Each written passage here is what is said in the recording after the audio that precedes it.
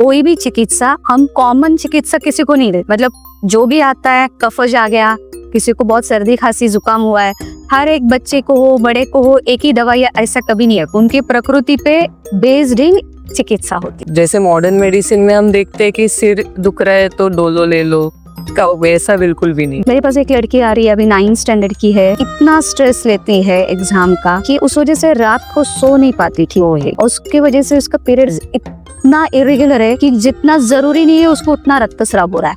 छोटे छोटे उम्र के लड़कियों में हीमोग्लोबिन बहुत कम है, विटामिन डी की कमतरता है क्योंकि खेलते नहीं है, B12 की कमी है, जिंक की कमी है, प्रोटीन की कमी है। तो क्या होता है, बहुत बार लड़कियां जैसे गायनेकोलॉजिस्ट के पास जाते हैं तो पहले ये सारे डेफिशिएंसीज चेक करते हैं। और सिमिलरली मैंने बचपन में ये भी सुना था, जो पोछा मारते थे बेड, बिल्कुल, तभी भी बोलते थे कि आप बैठ के पोछा मारो, क्योंकि अभी तो आयुर्वेद में सबसे पहले यही कहा जाता है कि ओवरीज पे जो प्रेशर आता है उसका कारण यही था।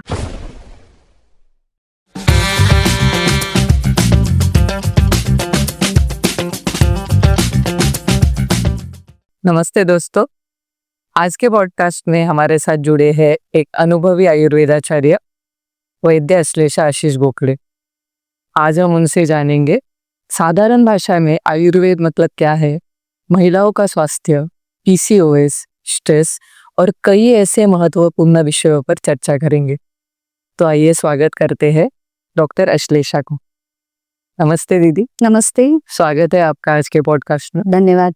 दीदी, हम आपसे जानना चाहेंगे कि आयुर्वेद मतलब क्या है, क्योंकि कई बार लोगों की ये समझ होती है कि आयुर्वेद मतलब सिर्फ जड़ी बूटियां लेना या दवाइयां लेना ही है।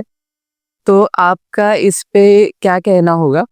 और एक ऐसा व्यक्ति जिससे कुछ भी पता ना हो आयुर्वेद के बारे में, तो हम उसे आसान शब्दों में कैसे समझा सकते हैं कि आयुर्वेद क्या है? बिल्कुल, आयुर्वेद नाम से ही समझ में आता है। आयुर्वेद, आयुर मतलब जीवन, वेद मतलब साइंस, मतलब विज्ञान। ऐसा विज्ञान जो हमको सरल भाषा में समझाने जाएंगे तो जो आपका जीवन सिखाता है, ओके। मतलब जीवन कैसे जिया जाता है, उसको आयुर्वेद बोलते हैं। मतलब आयुर्वेद में हम लोग बहुत सारे श्लोक भी है आयुर्वेद में, जैसे आयुर्वेद हम अच्छे से समझा पाते हैं। जैसे हिता हितम सुखम दुखम, ये श्लोक में ऐसा बताया गया है कि जो हित अहित, सुख और दुख जो लाइफ में आते हैं, हमेशा हम हर एक की लाइफ में देखते हैं कि कौन सा चीज अच्छा है, कौन सा बुरा है, या सुख या दुख, ये सारे चीजें भी हमें आयुर्वेद में सिखाया जाता है। तो ये जो है सरल तरीके से जीवन को कैसे जीना है, अच्छे खान पान, रहन सहन, और उसके साथ कुछ औषधियां, ये सबका जब उपयोग करके हम जिस विज्ञान को पढ़ते हैं उसको आयुर्वेद कहते हैं। ओके, तो हम कह सकते हैं कि एक कंप्लीट लाइफस्टाइल मतलब कैसे जीना चाहिए ये बताता है, ना कि सिर्फ दवाइयाँ लेना। करेक्ट। ओके, मतलब दवाइयाँ ये प्रायोरिटी नहीं है। पहला प्रायोरिटी है आप अपने लाइफ के बारे में कैसे सोचते हैं, उसको कैसे जीते हैं। सबसे बड़ी बात तो आज के जीवन में तो वही है। तो आयुर्वेद जब पुराने जमाने में थे तो औषधि उपचार से भी ज्यादा आपका दिनचर्या ये बहुत महत्व भाग था। सही बात है। और जो आयुर्वेद में 3 प्रकृतियां बताई गई है, वात, पित्त और कफ, अगर एक साधारण व्यक्ति को जानना हो कि मेरी प्रकृति कौन सी है तो वो कैसे जान सकता है? आयुर्वेद में पहली बात तो प्रकृतियां बताई गई है। हर एक इंसान की प्रकृति अलग होती है, क्योंकि वात पित्त कफ दोष बताए गए हैं। ये दोष जब प्राकृत अवस्था में रहता है तो उसको प्रकृति कहते हैं।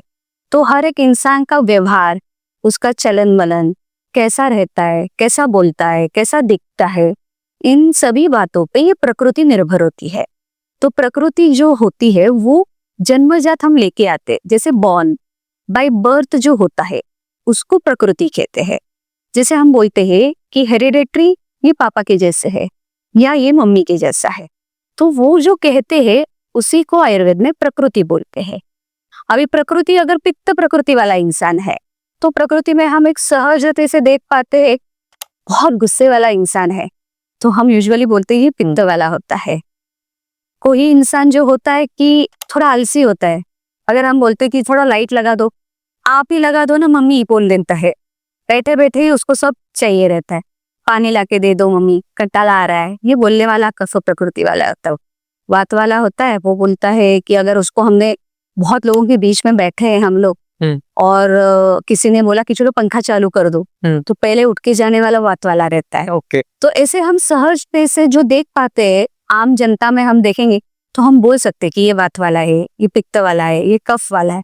लेकिन ये प्रकृति होता है। ये प्रकृति के ऊपर ही इंसान कितना अच्छा है, उसका पाचक अग्नि कैसा है, ये सारी चीजें आगे निर्भर होती है। ओके। और जैसे लाइन ऑफ ट्रीटमेंट अगर हम देखें तो ये प्रकृति के हिसाब से भी बदल सकती है। बिल्कुल, क्योंकि लाइन ऑफ ट्रीटमेंट प्रकृति पे बहुत डिपेंड होता है। अगर हम किसी इंसान का पित्त प्रकृति है और उसको वात के अकॉर्डिंग अगर चिकित्सा करेंगे तो कभी कभी गलत होता है। लेकिन कोई भी दोष, अभी एक इंसान का सिर्फ पित्त प्रकृति ऐसा कभी नहीं होता है। ओके। 90% केसेस में एक दो ड्यूअल प्रकृति रहता है, मतलब दो एक साथ, वात पित्त, पित्त कफ या वात कफ वात, मतलब जो पहले रहता है वो डोमिनेंट रहता है। मतलब एक कफज है लेकिन उसके साथ थोड़े क्वालिटीज भी है तो वात वाला भी है। अगर वात पित्त है तो कोई लोग रहते हैं कि इंटेलिजेंट भी रहते हैं और क्रिएटिव भी रहते हैं, ऐसे लोग वात और पित्त के साथ रहते हैं। तो इनकी प्रकृति विकृत अवस्था में जाते हैं तब कोई और दोष भी विकृत हो सकता है। जैसे वात कफ वाले प्रकृति है लेकिन विकृत हुआ दोष है कफ, तो तभी हमको चिकित्सा कफ पे भी करना है। साथ में वात ऐसा संचारी होता है, तो वात लेके जाता है ना कफ को, उसके स्थान में जितना बढ़ाने का काम करता है, उसको सपोर्टिव वात रहता है। तो उस हिसाब से चिकित्सा की जाती है। तो चिकित्सा करते वक्त वैद्य को ये सारी बातें पहले मालूम होनी चाहिए। मतलब ऐसे नहीं कि one shoe fits all. No. अगर हम बोलेंगे कि हाँ महासुदर्शन काढ़ा है, किसी को भी दे सकते हैं, बिल्कुल नहीं। एग्जैक्टली। हाँ, ये प्रकृति के ऊपर ही दवाइयाँ होती है। एग्जैक्टली। क्योंकि जैसे मॉडर्न मेडिसिन में हम देखते हैं कि सिर दुख रहा है तो डोलो ले लो, वैसा बिल्कुल भी नहीं। वैसा बिल्कुल नहीं। कोई भी चिकित्सा हम कॉमन चिकित्सा किसी को नहीं देते। मतलब जो भी आता है, कफज आ गया, किसी को बहुत सर्दी खांसी जुकाम हुआ है, हर एक बच्चे को हो बड़े को हो एक ही दवाई, ऐसा कभी नहीं है। उनकी प्रकृति पे बेस्ड ही चिकित्सा होती है।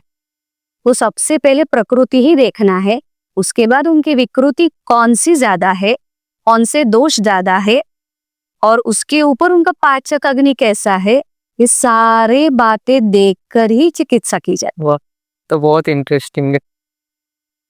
और इससे ही जुड़ा हुआ मेरा अगला सवाल होगा कि आयुर्वेद का जो लाइन ऑफ ट्रीटमेंट और मॉडर्न मेडिसिन में क्या अंतर है, ये मैं पूछना चाह रही हूँ क्योंकि गए कुछ सालों से हमारी फैमिली जो है आयुर्वेद ट्रीटमेंट ही ले रही है, और उसके कारण भी है कि मॉडर्न मेडिसिन में हम जाए तो मतलब लॉन्ग टर्म उसके शरीर पर अच्छे इफेक्ट नहीं होते।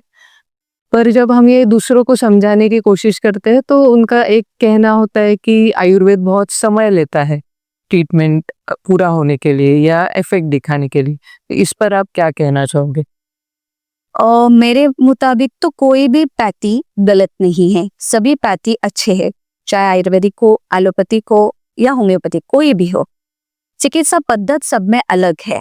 जैसे आयुर्वेद में कहा जाता है कि सबसे पहले देखा जाता है कि वो पाचक अग्नि सबसे इंपॉर्टेंट है। अगर आपका अग्नि अच्छा है तो आपका स्वास्थ्य अच्छा होता है। जैसे आयुर्वेद बोलता है कि समदोष सम अग्निश्च समधातु मल क्रिया प्रसन्न आत्मेन्द्रिय मनः स्वस्थ इति अभिधीयते। मतलब जो शरीर स्वास्थ्य है वो सारा दोष, इंद्रिया और आपका अग्नि, आपका बल, ये सब देखकर आयुर्वेद चिकित्सा करता है। ओके। और उसी के ऊपर हम लोग अगर एलोपैथिक चिकित्सा देखते हैं तो वो जो रहता है कि सिम्टम क्या आया है उसके अकॉर्डिंग चिकित्सा दी जाती है। मतलब उनका क्यों हुआ है ये देखा नहीं जाता। ओके। उनको सिम्टोमेटिक पेशेंट को रिलीफ देना है, वो रिलीफ हो जाता है और patient is happy with that medicine. मतलब एलोपैथिक साइंस और आयुर्वेदिक अगर दोनों भी साथ में जाएंगे तो ज्यादा अच्छा है। ये दोनों साइंस अगर साथ में चलते हैं तो लोगों को फायदा ही होगा, क्योंकि बहुत बार सर्जरी वगैरह जो रहता है, जो इमीडिएट ट्रीटमेंट करना है, जैसे एक्यूट केसेस है, उन केसेस को तो एलोपैथिक की बहुत जरूरी होती है।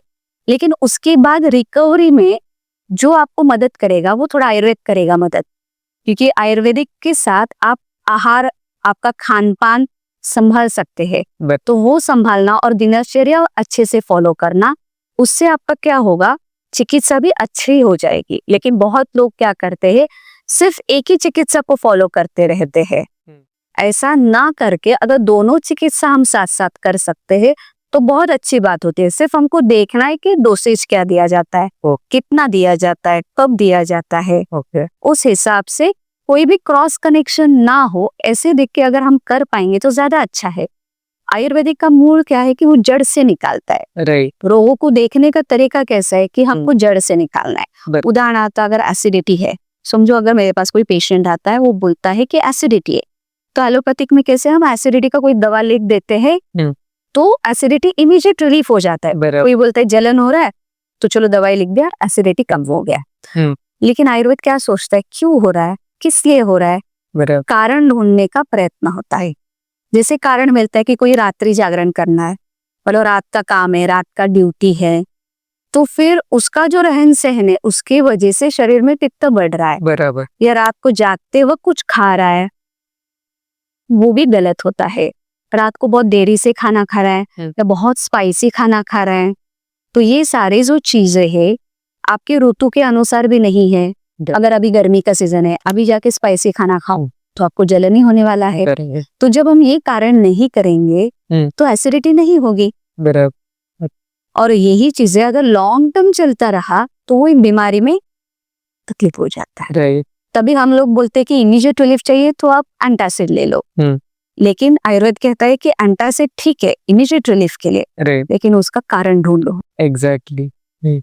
तो यही अंतर है कि मतलब मॉडर्न मेडिसिन जो है सिम्टोमेटिक रिलीफ देता है, और जो आयुर्वेद है जो जड़ से उसे उखाड़ने की कोशिश करता है। लेकिन उनका भी दवाइयाँ अच्छे से काम करते हैं, नहीं ऐसे नहीं सिर्फ, लेकिन उसको पेशेंट लोग थोड़ा गलत तरीके से लेते हैं। आज ही मेरे पास एक पेशेंट आया, उसने लगभग 3 महीने पहले एक डॉक्टर से प्रेस्क्रिप्शन लिया था कि उसको नी पेन था, उसको कैल्शियम डेफिशिएंसी और विटामिन डी डेफिशिएंसी, उसका जो भी मेडिसिन दिया हुआ था 10 दिन के बाद वापस फॉलोअप करना था। फॉलोअप को गया नहीं, उसके बाद वापस महीने के बाद उसी प्रेस्क्रिप्शन पे फिर से वही दवाई लेके आया।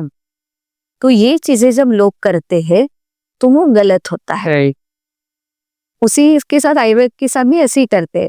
जो भी देखते हैं, वीडियो देख लिया, चलो जाके कुमारी आसव ले लिया, छोटे बच्चों को भी कुमारी आसव पिलाते हैं, जबकि हम बोलते हैं 5 साल तक आसव अरिष्ट नहीं देना है।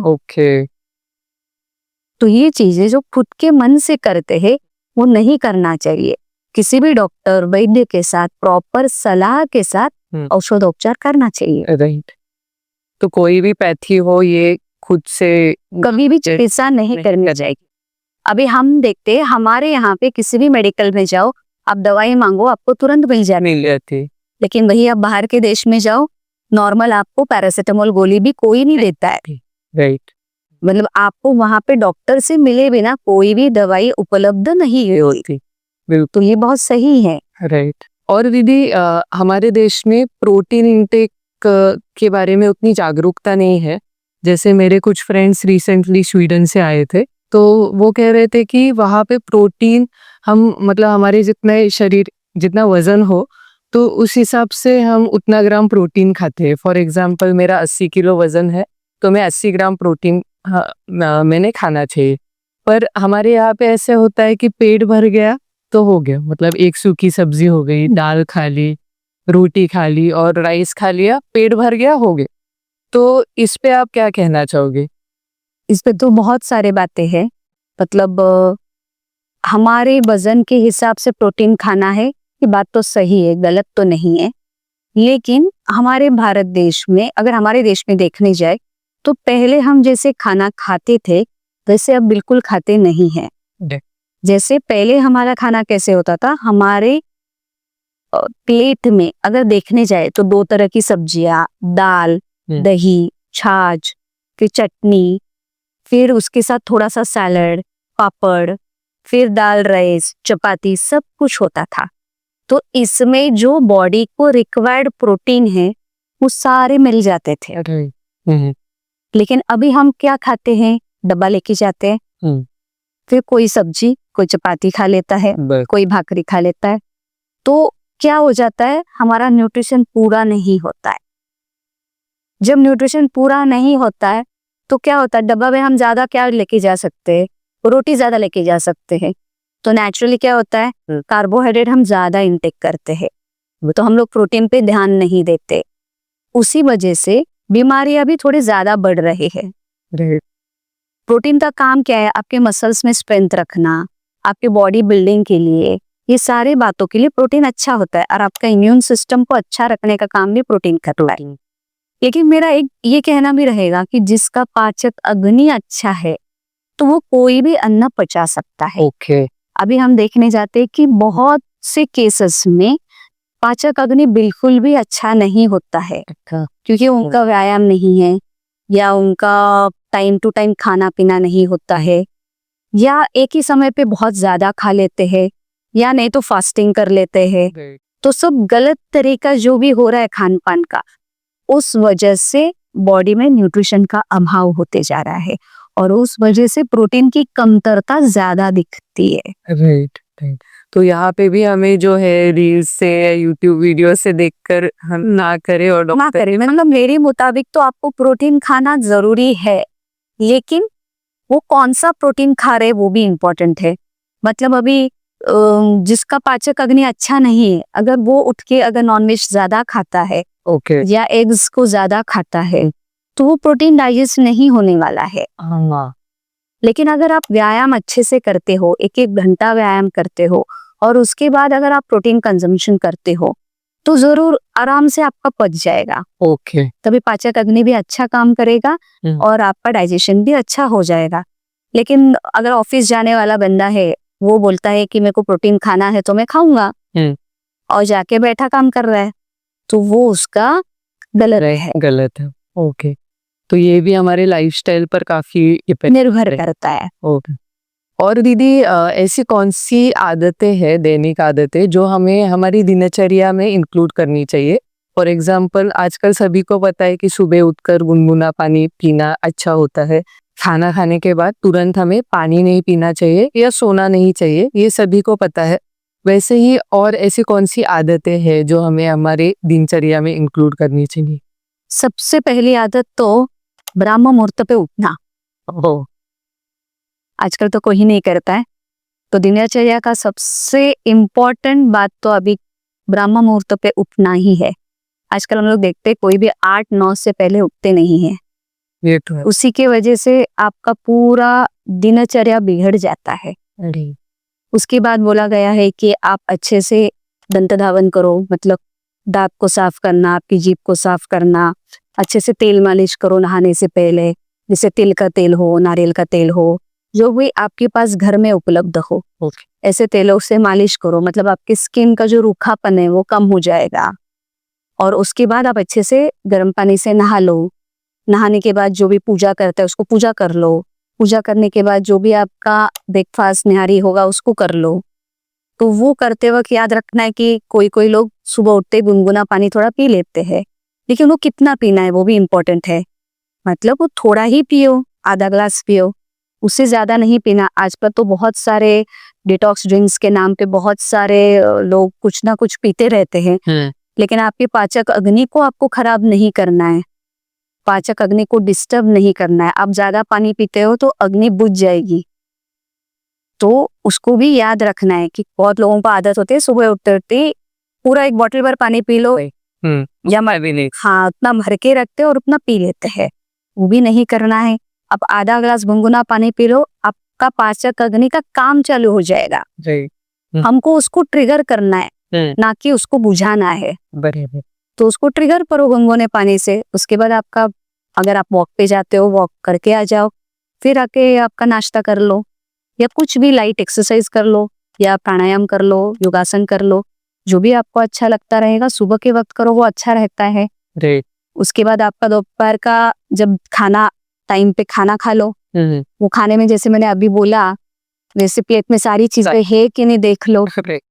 हाँ, तो अभी वही बहुत कम हो रहा है, तो उसको अच्छे से, दोपहर का पाचक अग्नि बहुत अच्छा होता है, तो उस समय हम जो भी खाना खाते हैं उसको अच्छे से डाइजेस्ट कर लेते हैं। तो सबसे इम्पोर्टेंट है हमारे बॉडी को न्यूट्रिशन तभी मिलेगा अगर डाइजेशन सही से होता है। तो इसीलिए हमको जो रस मिलता है, रस हो, रक्त हो, मांस धातु, ये सारे जो तैयार अच्छे से हो पाते हैं, वो सारा खाना आपका अच्छे से पच जाने के बाद ही होता है। ओके। मतलब अब्जॉर्प्शन सबसे इम्पोर्टेंट होता है और वो सबसे लास्ट होता है। राइट। इसलिए दोपहर में खाना अच्छे से ही खाना है, 3-4 बजे ऐसे नहीं खाना। खाना। तो उसको ध्यान में रख के खाने का एक टाइम फिक्स कर लीजिए, अच्छे से खाइए। रात का खाना बहुत हल्का रखिए, ओके। जैसे दाल खिचड़ी खा लिया, दाल चावल खा लिया, क्योंकि तो उस समय अग्नि नहीं होता है, सूर्यास्त हो जाता है, इसलिए उस समय कम खाना अच्छा होता है। बहुत लोग रात को 11 बजे 12 बजे खाना खाए हैं, ये बहुत मैं उस वजह से अगले दिन पक्का एसिडिटी होने वाला है। हमारे पास आने वाले हैं कि जनता, आपको अगर हमें पैसा नहीं देना है तो रात का खाना जल्दी खा लीजिए। सही बात है। है। क्योंकि मैं तो बहुत जो मैं पेशेंट को यही बोलती हूँ, हाँ। पहले तो बहुत बोलती थी मैं कि पथ्य कर लो, पथ्य कर लो। आजकल जिन सबको मैं बोलती हूँ आपको नहीं करना है तो नहीं करो, हाँ। हम डॉक्टर को पैसा दे दो चलेगा। ओके। और आगे का सेगमेंट हमारा महिलाओं के स्वास्थ्य पर है, यानी कि विमेन हेल्थ। आजकल महिलाओं में इरेगुलर पीरियड्स, हार्मोनल इम्बैलेंस जैसी समस्याएं बढ़ रही है। तो आज हम एक एक्सपर्ट से ही जानते हैं कि आयुर्वेद में इन पर क्या सोल्यूशन बताया गया है। तो दीदी, आजकल जो हार्मोनल प्रॉब्लम्स बढ़ रही है लड़कियों में, इसका क्या कारण हो सकता है? पहले तो मैं कहूंगी कि हम लोग बहुत पहले से शुरुआत से अभी लाइफस्टाइल पे बात कर रहे हैं, जैसे मैंने अभी दिनचर्या के बारे में भी बताया। तो आजकल हम लोग देखते हैं कि लड़कियों में या बचपन से ही लड़कियों को जल्दी उठाना सिखाया नहीं जाता है। Okay.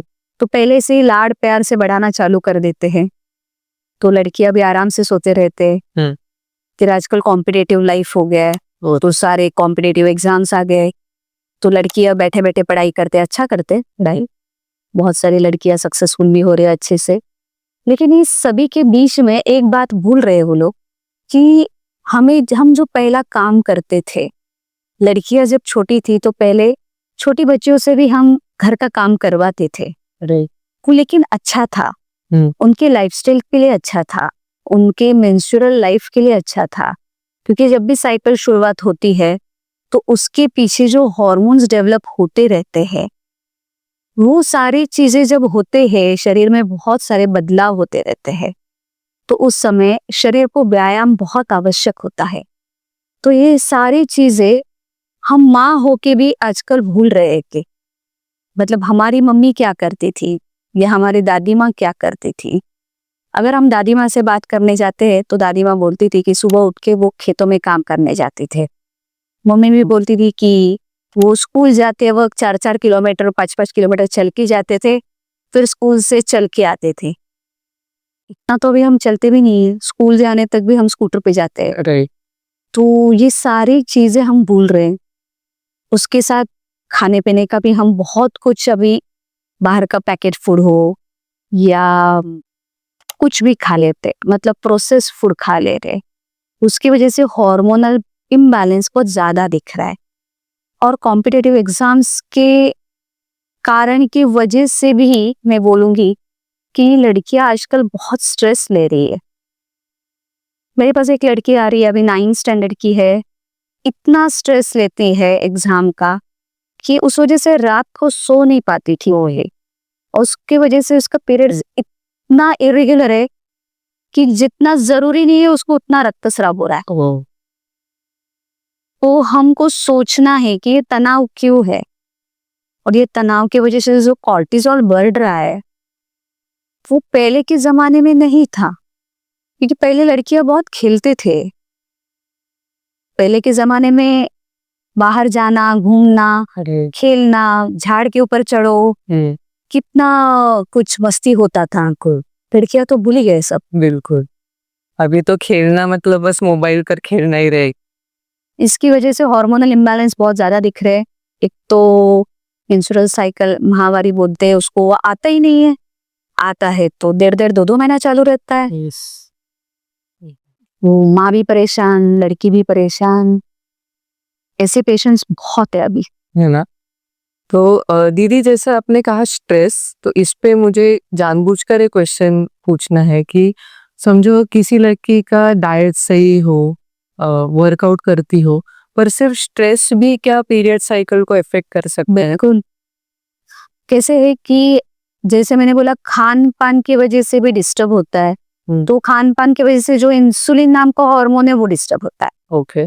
वैसे स्ट्रेस मतलब कॉर्टिजोल हार्मोन है। हम्म। कॉर्टिजोल हार्मोन जब बढ़ते जाता है तो वो एस्ट्रोजन प्रोजेस्टेरोन पे हैम्पर होता है और आपके कभी कभी थायराइड हार्मोन को भी हैम्पर कर देता है। तो ये सारी चीजें भी आपकी पीरियड साइकिल को डिस्टर्ब कर सकती है। जैसे आयुर्वेद में कहते हैं कि वात पित्त कफ का असंतुलित हो जाना मतलब ही आप किसी बीमारी को बुला रहे हैं। तो ये वात पित्त कफ दोष ही हम लोग कहते हैं कि किसी इसमें पित्त दोष ज्यादा बढ़ गया लड़की में तो ब्लीडिंग ज्यादा होता है, कफ वात ज्यादा बढ़ गया तो पीरियड आता ही नहीं है। जैसे आयुर्वेद में हम इसको ऐसे बोलते हैं। तो डिपेंडिंग ऑन दोषास हम चिकित्सा देते हैं। तो वैसे ही लड़कियों में कॉर्टिजोल बढ़ते जाता है, स्ट्रेस तनाव बढ़ते गया, पित्त बढ़ गया, क्योंकि ये लोग नींद अच्छे से नहीं लेते। सबसे इम्पोर्टेंट नींद होनी है। तो स्ट्रेस हार्मोन बहुत इम्पोर्टेंट है। पीसीओएस, पीसीओडी जैसी समस्याओं का आयुर्वेद क्या सॉल्यूशन बताता है? पीसीओडी पीसीओएस ये दोनों भी ऐसे है कि पीसीओएस तो बहुत बार हेरिडिटरी होता है। पीसीओडी में तो जैसे दिनचर्या बिगाड़ देते उस वजह से होने वाली बीमारी है। ओके। तो ये मैं बोलूंगी पूरा बीमारी नहीं है, because you can come back to normal. आप नॉर्मल हो सकते हो आराम से। ओके। लेकिन इसके लिए आपको मेहनत देना जरूरी है। जैसे मैंने बोला दिनचर्या को संभालना है, आपके खाने पीने को संभालना है, न्यूट्रिशन को संभालना है, क्योंकि अभी लड़कियां छोटे छोटे उम्र के लड़कियों में हीमोग्लोबिन बहुत कम है, विटामिन डी की कमतरता है क्योंकि खेलते नहीं है, B12 की कमी है, जिंक की कमी है, प्रोटीन की कमी है।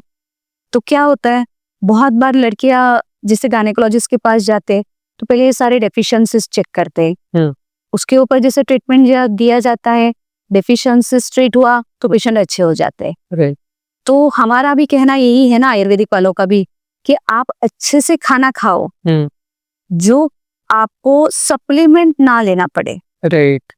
मतलब आपके खाने में जो मिलता है वही तो सप्लीमेंट देने वाला है ना, लेकिन वो लेने से अच्छा है खाना खाओ ना, चलिए आप उसे पूरा करो ना। तो खाना खाते समय आदत ही वैसे लगाना है कि उनको सारी चीजें लेना है। राइट। तो किसी भी बात को छोड़ना नहीं है। करेला का भी सब्जी हो ना तो उसको खाना है। मतलब ये सारे, क्योंकि करेला का सब्जी क्या करेगा आपका इंसुलिन हार्मोन को बढ़ाएगा। तो हर एक में कुछ ना कुछ गुण है ना। तो पहले के जमाने में वो खाना पड़ता था, जैसे कि पहले जमाने में एरंडा का तेल पीने को देते ही थे 3 महीने में एक बार, क्योंकि उसका एक कहना था कि वर्म्स होना नहीं चाहिए। तो पीरियड्स में भी ये भी ध्यान में रखना पड़ता है क्योंकि क्रैम्प्स बहुत बार आते, पेट दर्द होता है, तो बहुत बार ये वर्म्स की वजह से भी होता है। अच्छा। कृमि की वजह से भी। तो ये सारा जो पहले के जमाने में करते कि 3-3 महीने में एक बार एरंडा तेल पीने को देते ही थे, बच्चों को भी देते थे। ये सब अभी कुछ नहीं चाहिए। तो हम लोग क्या कर रहे हैं, सब जमा कर रहे हैं पेट में, टॉक्सिन की तरह वो जमा होते जा रहा है। तो अगर हमको सही ढंग से अगर पीसीओडी ट्रीट करना है तो दवाई का काम 20-30% है, थोड़ा मेरे मुताबिक लाइफस्टाइल है। मेरे पास एक पेशेंट थी, she was 80 kgs in her weight, उसका वेट बहुत ज्यादा था और उसके पीरियड्स बिल्कुल भी नहीं आ रहे थे। अच्छा। तो 2 साल मेरे पास वो ट्रीटमेंट ले रही थी और हर बार जब भी आती थी तो मैं उसको बोलती थी बेटा थोड़ा ध्यान दे, थोड़ा वेट कम कर ले, वेट कम करेगी तो तेरा हो जाएगा। तो सुनती तो नहीं थी, बहुत आलसी थी। तो मैं उसको हमेशा बोलती तेरा कफो प्रकृति ना बहुत महंगा पड़ रहा है मेरे को, बीबी तो सुनती नहीं है। तो उसके मम्मी पापा ने सोचा कि चलो इसको न्यूट्रिशन के कोर्स को डाल देते हैं। ओके। तो उन्होंने उसको एक न्यूट्रिशन का कोर्स ऑनलाइन चालू करवा दिया। अच्छा। तो जैसे उससे वो न्यूट्रिशन कोर्स पढ़ना चालू किया, फिर उसके हिसाब से उसने स्पोर्ट्स रिलेटेड सारा फिजियोथेरेपी का सीखा। तो जैसे वो सीखते गए उसको समझ में आते गया कि वो क्या गलती कर रही है। तो जब मेरे को वो 1 साल के बाद मिली तो शी वाज 65। वाओ। अमेजिंग। तो मैं उसको पहचान ही नहीं पाई। हाँ। तो उसको पूछा क्या किया, तो उसने बोला मैं आपको आज सिर्फ मिलने आई हूँ, मेरे को मेडिसिन नहीं चाहिए। मैंने बोला अच्छी बात है, लेकिन क्या किया तो बता। मैं अभी प्रॉपर एक्सरसाइज करती हूँ, मेरे पीरियड्स रेगुलर है और उसको अभी बेटी भी है शादी होके। तो शी इज वेरी हैप्पी। तो PCOD is normal, she is not having PCOD anymore. Amazing. तो मुझे यही क्योंकि पूछना था, क्योंकि अगर हम अपना लाइफस्टाइल ही सही कर दे तो ये सब problem. This is not a problem. Wow. पहले के जमाने में पीसीओडी रहता होगा, लेकिन तभी कोई ध्यान नहीं दिया है, किसी ने उस पर चिकित्सा नहीं की है। बोलने जाएंगे ना तो अभी 10 लोगों में कम से कम 2 लोगों को पीसीओडी है। तभी हम बोलने जाएंगे ना 1 करोड़ में 1 रहेगा। हाँ। वो डिफरेंस अभी हुआ है क्यों? तभी का खाना पीना, तभी का रहन सहन, बिल्कुल। और अभी जो हम लोग खान पान कर रहे हैं, अभी हम जैसे जो भी कर रहे हैं लाइफस्टाइल में, ये सारे बातें गलत है। क्योंकि मानसिक भी हम लोग बोलते हैं ना, एटीट्यूड वाइज भी अपना नजरिया सब बदल गया है। बिल्कुल बिल्कुल, ये तो सच बात है। और जो इसी से संबंधित होगा अगला प्रश्न, इरेगुलर पीरियड्स आना ये हमेशा ही एक चिंता की बात होती है?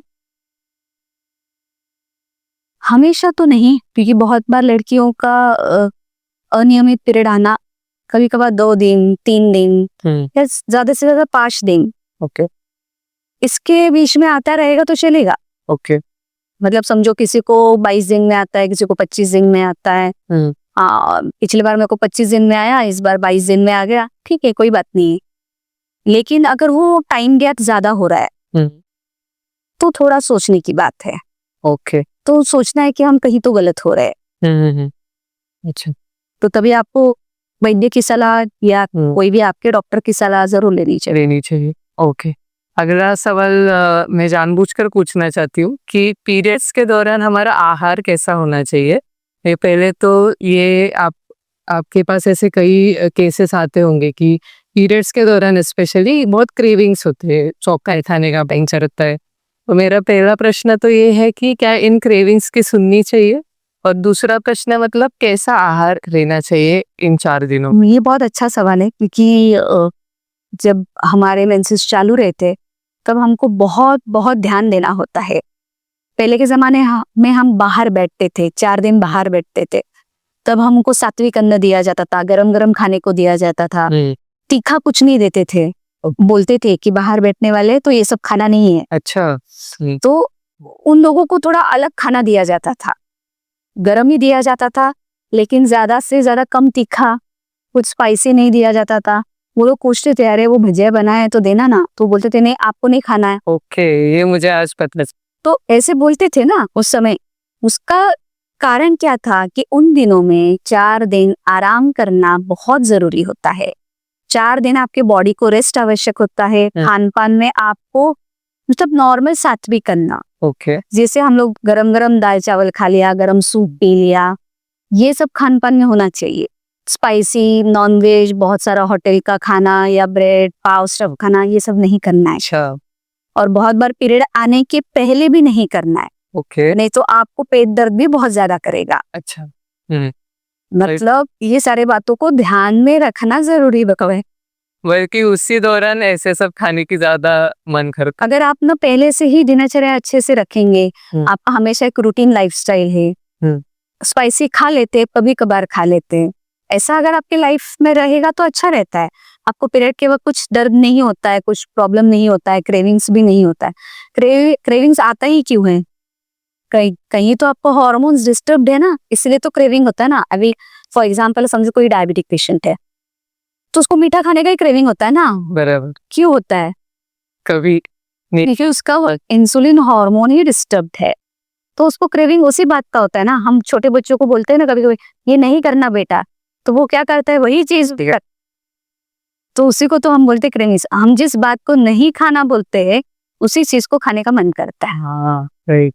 तो उस समय हमको ध्यान में रखना है कि अगर हमको पीरियड्स अच्छे से जाना है, मेंसेस अच्छे से होना है, तो तभी सात्विक अन्न पे ज्यादा प्रायोरिटी देना है। तो ये जरूर याद रखिए। और अच्छे से सोना है।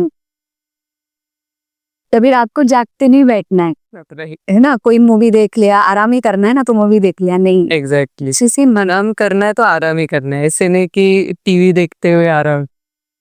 ठीक है। और जो वाइट डिस्चार्ज जाता है तो ये भी नॉर्मल है या इसके लिए कुछ हमें ट्रीटमेंट लेना चाहिए? आयुर्वेद में तो इसको श्वेत प्रदर बोलते हैं हम लोग। Okay. जैसे हम लोग मेंसेस को रक्त प्रदर बोलते हैं, इसको श्वेत प्रदर बोलते हैं। क्या? अतः श्वेत प्रदर जो होता है ना, वो बहुत बार नॉर्मली होता है। 50 to 60% केसेस में ये नॉर्मल होता है। मतलब ओव्यूलेशन के टाइम पे किसी किसी लड़कियों को थोड़ा वाइट डिस्चार्ज होता है, या कभी पीरियड आने के पहले होता है, या आफ्टर आपका सेक्सुअली तभी भी वाइट डिस्चार्ज होता है, या कभी एक्साइटमेंट में भी आपको वाइट डिस्चार्ज हो सकता है। तो ये सारा जो होता है ये नॉर्मल होता है। इसमें ना कोई स्मेल होता है, ना ज्यादा चिपचिपाट नहीं रहता है, इसमें कभी पेट दर्द नहीं होता है, कुछ नहीं। अगर आपको पेट दर्द हो रहा है, लोअर बैक पेन हो रहा है और गाढ़ा जा रहा है, स्मेली डिस्चार्ज है, येलोइश है, ग्रीनिश है और ज्यादा जा रहा है, तो आपको जरूर वैद्य की सलाह लेनी चाहिए और ऐसे समय पे जो भी जरूरी हो औषधोपचार जरूर करना चाहिए। ओके। और मतलब मैं यही अपॉर्चुनिटी लेके बताना चाहूंगी कि दीदी का भी एक चैनल है संजीवनी वेदा के नाम से, जहाँ पर वो बहुत ही इंफॉर्मेटिव वीडियोस पोस्ट करते हैं। तो दीदी उस पे एक मैंने वीडियो देखा था जहाँ पे आपने बहुत अच्छे से एक्सप्लेन किया था कि हम जैसे घर में ही क्या उपाय कर सकते हैं ऐसा हो रहा हो तो क्या आप वो शेयर करना? बिल्कुल बिल्कुल। जैसे हम घर पे हम जूना जो राइस रहता है, मतलब हम लोग जो बोलते हैं कि थोड़ा दिनों के लिए हमने स्टोर करके रखा है, पॉलिश्ड राइस नहीं, अनपॉलिश्ड राइस जो बोलते हैं यहाँ पे, उकड़ा तांदुल मराठी में बोलते हैं। तो ये जो चावल का अगर हम गंजी बनाते हैं तो वो बहुत ज्यादा अच्छा रहता है। ओके। तो उसका पीना लड़कियों के लिए बहुत ज्यादा स्ट्रेंथ देने जितना है। ओके। तो वो पीना बहुत अच्छा होता है। जब मुझे याद है बचपन में, मैं चौथी तक रोज सुबह का ब्रेकफास्ट ही हमारा यही होता था, गंजी पी के ही हम निकलते थे। अच्छा। तो लड़कियों को अभी बोलने जाते हैं ना तो लड़की बताते हैं, ये कौन कहता है, मैं थोड़ी बीमार हूँ। आप बीमार हो इसलिए नहीं है, ये जिसको पीना आपके हेल्थ के लिए बहुत अच्छा है। It is one of the nutrition. Okay. तो ये आप जरूर ट्राई करके देख सकते हैं। और दीदी आजकल जो ये लड़कियां ये फेस कर रही है हार्मोनल इम्बैलेंस, इसके वजह से काफ़ी उनको समस्याएं झेलनी पड़ती है, जैसे वजन बढ़ जाना हो गया, चेहरे पर हेयर ग्रोथ होती है। तो इन लड़कियों में काफ़ी कॉन्फिडेंस की कमी होती है, तो उनको आप क्या संदेश देना चाहोगे? लड़कियों को तो पहले ध्यान में रखना है कि आप बहुत ज्यादा कॉस्मेटिक्स यूज ना करें, फर्स्ट थिंग। दूसरी थिंग तो आपको याद रखना है कि आप पहले लड़कियां हैं तो लड़कियों जैसे व्यवहार करो। ये कहना मेरा इसलिए है कि पहले के जमाने में थोड़ा भी लड़कियां अगर पैंट शर्ट वगैरह पहन लेती थी तो उसको टॉम बॉय बोलते थे। राइट। वो बढ़ता गया, धीरे धीरे बढ़ता गया, धीरे धीरे अभी कहीं पे भी जाओ, कॉर्पोरेट लेवल पे जाओ, सभी जगह ड्रेसिंग स्टाइल सब बदल गया है। ठीक है, वो कॉर्पोरेट लेवल में होता है, ठीक है, लेकिन मेरा ये कहना है कि लड़कियां भूल गई है कि हम लोग इयररिंग्स पहनते हैं, बैंगल्स पहनते हैं, उस सब के पीछे कुछ ना कुछ कारण है। जैसे शादी के बाद पायल को पहन लिया, ये सारे जो रीजंस होते हैं पहनने के पीछे कुछ ना कुछ शास्त्रोक्त कारण है। जैसे लड़कियों को ये जो आवाज आते हैं उसकी वजह से हॉर्मोन्स में जो बदलाव होते हैं वो बहुत प्रभावशाली होते हैं। जैसे जैसे हम बैंगल्स पहनते हैं, कांच के बैंगल्स पहनते हैं, तो कांच के बैंगल्स के जो आवाज आता है उससे हमारा एस्ट्रोजन, प्रोजेस्टेरोन हार्मोन सब ट्रिगर होता है। तो जैसे हम लोग पायल पहनते हैं उसका भी जो आवाज होता है उससे भी हार्मोन्स ट्रिगर होते हैं। तो ये सब जो हार्मोनल डिस्टर्बेंसेस हमको अभी ज्यादा दिख रहे हैं, उसका कारण है कि लड़कियां आजकल बहुत सारा केक्स, पेस्ट्रीज, मीठा बहुत ज्यादा खा रहे हैं पहले से। उसके वजह से इंसुलिन हार्मोन बिगड़ रहा है। कहीं पे हमारा एटीट्यूड वाइज हम लोग लड़कों की तरह होना चाहते हैं, तो सब कुछ करना चाहते हैं जो लड़का करना है, करो, लेकिन आप लड़की हो ऐसे समझ के करो। वैसा नहीं होता है। एटीट्यूड वाइज लड़कों की तरह बिहेवियर भी हो गया है, तो वो बिहेवियर की वजह से एंड्रोजन हार्मोन बढ़ रहा है जो मेल हार्मोन है। एक्चुअली एंड्रोजन हार्मोन सभी लड़कियों में थोड़े प्रमाण में होता ही है, लेकिन वो बढ़ने का कारण है। ओके। तो जब वो बढ़ता है तो आपको बाल आने वाले हैं, फेशियल हेयर्स आने वाले हैं। तो आपको याद रखना है कि अगर आपके ये सारे हार्मोन्स डिस्टर्ब हो रहे हैं तो आप कहाँ गलत हो। तो किस बात की वजह से एक्ने आ रहा है, किस बात की वजह से हेयर्स आ रहे हैं, किस बात की वजह से आपकी आंखों के नीचे डार्क सर्कल्स आ रहे हैं, तो ये सारी बातों को ध्यान दो। अभी छोटी छोटी लड़कियों के भी आंखों के नीचे डार्क सर्कल्स दिख रहे हैं क्योंकि वो नींद पूरा नहीं कर रहे। नींद बहुत सबसे इम्पोर्टेंट बात है, क्योंकि निद्रा जो बोला गया है 7 से 8 घंटा जो रात को लेते हैं उसमें शरीर पूरा संतुलित हो जाता है, जिसको हम अभी भूल रहे हैं। और ये सारी चीजें हार्मोनल बैलेंस के लिए बहुत इम्पोर्टेंट है। बिल्कुल बिल्कुल। लड़कियां, मैं आज बहुत लड़कियों को ये बताना चाहूंगी कि आप 100% आपको आपके व्यवहार में बदल करना बहुत जरूरी है। मतलब आपको सब कुछ करना है, साथ में खुद को संभालना भी बहुत जरूरी है। अगर आप यहाँ पे आप संभाल नहीं पाओगे तो आपके बच्चियां जो आगे जाके होने वाले हैं, जिनके घर में भी लड़की है, उन लोगों को लड़कियों को क्या सिखाना है। क्योंकि लड़कियां भी आजकल होती, माँ पहनती है तो मैं भी पहन, माँ जैसे व्यवहार करती है वैसे ही लड़कियां व्यवहार करते हैं। बिल्कुल। वो सारा हम पास ऑन कर रहे हैं, तो वो पास ऑन जो हो रहा है, अगर अच्छी चीजें पास ऑन होंगी तो अच्छी बात है। बिल्कुल। हम दादी माँ को देखते हैं, अभी भी दादी माँ नौवारी साड़ी पहनती है।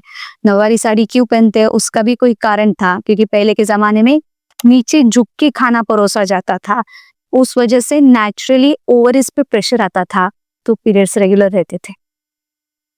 तो कभी भी उन औरतों को बोला जाता था बैठ के खाना मत परोसो, झुक के परोसो। अच्छा। झुकना जरूरी था, अभी हम झुकना ही भूल गए। बिल्कुल। और सिमिलरली मैंने बचपन में ये भी सुना था, जो पोछा मारते थे बेड, बिल्कुल, तभी भी बोलते थे कि आप बैठ के पोछा मारो, क्योंकि अभी तो आयुर्वेद में सबसे पहले यही कहा जाता है कि ओवरिज पे जो प्रेशर आता है उसका कारण यही था। अभी मॉप आ गया तो मॉप से कर लेते, इजी वेज ढूंढ रहे। पहले के जमाने जब में जो मसाला पीसते थे, वो मसाला पीसना हो या कोई भी मिक्सर वाला काम नहीं करे, चक्की चलाना हो, ये सारे जो थे ना उसमें पेट का ही एक्सरसाइज होता था। बिल्कुल। तो अलग से जाके हमको कुछ करना नहीं पड़ता था। तो जैसे आप योगासन में, तो आप योगा एक्सपर्ट हो तो आपको मालूम है ये सब अभी चक्की आसन वगैरह सब क्यों आया है। उसीलिए बोलते हैं कि ये पेल्विक हेल्थ अच्छी रखता है। तो ये पेल्विक हेल्थ का जो एक्सरसाइज था पहले के जमाने औरतों को करना नहीं पड़ता था, क्योंकि ये अपने आप ही हो जाता था। लेकिन अभी हमको वो करवाना पड़ रहा है। तो ये सारे हम करते भी नहीं है, ऊपर से खान पान डिस्टर्ब करके रखा है, नींद डिस्टर्ब करके रखी है, और एक्सेस यूज ऑफ केमिकल्स हो गए, जैसे डिओड्रेंट्स है या परफ्यूम्स है। ये स्पेशली मुझे इस पे मुझे ज्यादा जोर देना अच्छा लगेगा, क्योंकि इतना मेकअप यूज करते हैं। हाँ, और इसका जो स्मेल है वो आपके एस्ट्रोजन हार्मोन को बढ़ाता है। तो जैसे हम लोग बोलते हैं कि इवन हम लोग जो साबुन यूज करते हैं उसमें भी जो हैवी केमिकल्स यूज किया जाता है, तो उसकी वजह से भी जो ट्रिगरिंग पॉइंट है वो एस्ट्रोजन हार्मोन बढ़ाता है। ये कभी सोचते भी नहीं। इवन हम लोग जो घर पे स्मेल आने के लिए हम कैंडल्स जलाते हैं, वो भी अच्छे नहीं होते हैं। टेरिबल। मतलब जो स्मेल वाले हैं उसकी जगह पे आप नॉर्मल कैंडल्स जला लो, अच्छा है, लेकिन वो स्मेल की वजह से जो एस्ट्रोजन ट्रिगर होता है, आपका हार्मोन इम्बैलेंस होता है। तो ये बहुत, जैसे प्लास्टिक यूज की वजह से भी अभी हो रहा है। प्लास्टिक के बर्तन में चाय पियो, प्लास्टिक के बर्तन में खाना खाओ या डब्बा लेके जाओ, वो भी अच्छी बात नहीं है। ये सारे केमिकल्स भी आपके हार्मोन्स को ही डिस्टर्ब कर रहे हैं। तो ये सारे बातें अगर हम देखेंगे तो हम नेचुरली या अननेचुरली, मतलब किसी को लगेगा भी नहीं कि इस कारण की वजह से हम हार्मोनल डिस्टर्बेंस हो रहा है। बिल्कुल, क्योंकि मेकअप तो लड़कियां हर रोज ही लगाती है, और ये बहुत लोगों इसमें ही नहीं जाता कि कहाँ पे कोई ऑफिस में कंपलसरी है कि मेकअप के बिना लड़कियों को आना ही नहीं अलाउड है, हाई हील्ड पहनना ही है, which destroys your pelvic health. अभी कोई कोई है जो प्रोफेशन वाइज एयर होस्टेस है या प्रोफेशन वाइज कहीं होटल्स में काम कर रहे हैं जहाँ पे उनको हाई हील कंपल्सरी है, तो उनका लॉन्ग टर्म के लिए पेल्विक हेल्थ डिस्ट्रॉय हो रहा है। तो इन सब पे थॉट देना काफी जरूरी है। काफी जरूरी है। बिल्कुल बिल्कुल। मैंने ये एक बार सुना था, मतलब मुझे भी पहले पीसीओएस का प्रॉब्लम था, तभी मैं आयुर्वेद ट्रीटमेंट ले रही थी। तो तभी वो डॉक्टर ने मुझसे कहा था सेम, में आप देख रहे होंगे अभी भी मेरा वैसा ही बर्ताव है थोड़ा बहुत। तो तभी तो मैं बहुत ही टॉम बॉयज थी, शॉर्ट हेयर और हमेशा टी शर्ट। तो उन्होंने मुझसे सेम ये कहा था, पर मुझे इसके पीछे रीजन क्या है समझा नहीं था। पर अभी आपने बहुत अच्छे से समझाया। बहुत बहुत ये बहुत मायने रखता है क्योंकि बहुत बार हम नॉर्मल भी बात करते होते तो लड़कियों की बात करने में पहले जैसे जमाने में शाय लड़कियां दिखती थी, अभी लड़कियां शायनेस तो कहाँ चला गया मालूम नहीं है। तो ये सारे बहुत इम्पोर्टेंट बातें थी जो लड़कियों में औरतों में बहुत अच्छा था। घूंघट ओढ़ना, ये सारी जो बातें थी कहीं कहीं पे बहुत अच्छा था। मतलब उसको हम सिर्फ एक ही नजरिए से देखते हैं कि पहले लड़कियां पढ़ती नहीं थी, एजुकेटेड नहीं थी, ठीक है, लेकिन अभी आप सब कर रहे हो, लेकिन अच्छे से रहो ना। अभी आप देख सकते हो Sudha Murthy, she is wearing sari, she is not wearing any dress and all. तो so well dressed and so well educated, लेकिन आपको उसको सुनने में भी अच्छा लगता है। तो ये जो फेमिनिक थिंग है you should have, and feminine thing की वजह से आपका हार्मोन्स भी बैलेंस रहने वाला है। बिल्कुल। तो मैं सबको बोलूंगी साड़ी पहनो, तो कोई नहीं पहनने वाला है, लेकिन सिर्फ मेरा ये कहना है कि अब अच्छे से रहो, बंठन के रहो, खुद पे ध्यान दो। बिल्कुल बिल्कुल। मतलब आप वैसे भी थोड़ा जैसे कुर्ता सलवार पैजामा पहन लिया और वो ग्रेस आप मेंटेन करो तो भी बहुत है। बहुत है, लड़कियों जैसा एटीट्यूड खोड़ा हो तो भी बहुत है। बहुत है। ओके, तो इसी के साथ आज की चर्चा हम समाप्त करते हैं। थैंक यू सो मच आपका समय देने के लिए। थैंक यू आपको भी, आपने मुझे इस चैनल पे बुलाया इसलिए है, धन्यवाद। आपके साथ बात करके बहुत अच्छा लगा। Thank you thank you. और मैं यहाँ पे दर्शकों को भी कुछ बता पाई, इससे आनंद हुआ है। भूल चूक माँ हिंदी में पहली बार मैंने कोशिश की है। जरूर, मेरी तरफ से भी भूल चूक माँ, क्योंकि हमारा फर्स्ट अटेम्प्ट ही था और ज़्यादा लोगों तक हम पहुँचे, ये भी उसके पीछे एक कारण था।